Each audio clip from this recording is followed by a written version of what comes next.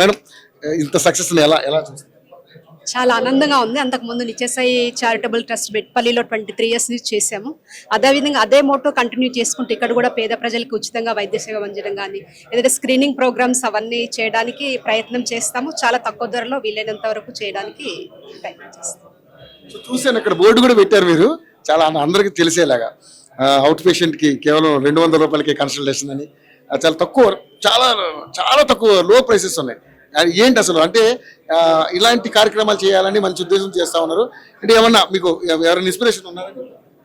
Inspiration అంటే ఇక మా పరిస్థితి అంతకుముందు లో సోషియోఎకనామిక్ స్టేటస్ వచ్చాం కాబట్టి ఎలా విధంగా పేషెంట్లు ఎలా సఫర్ అవుతారని నాకు తెలుసు.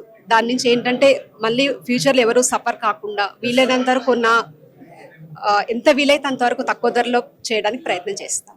ఫ్రీ సర్వీసెస్ కూడా చేయడానికి వీలైనంత వరకు మా ట్రస్ట్ తరఫు నుంచి సార్ చెప్పినట్టు ఫ్రీ సర్వీసెస్ కూడా అవైలబుల్ ఉంటాయి. కంగ్రాచులేషన్ సార్, మీ ఇద్దరికి కూడా ఇలాంటి ఎన్నో వైద్య కార్యక్రమాలు మీరు చేయాలి. పేద ప్రజల దృష్టిలో మీరు మీ దంపతులు ఇద్దరు కూడా దేవుళ్ళలాగా ఉండాలనేసి మేము కూడా యూనిటీ ద్వారా కోరుకుంటున్నాం. థ్యాంక్ యూ సో మచ్ అండి.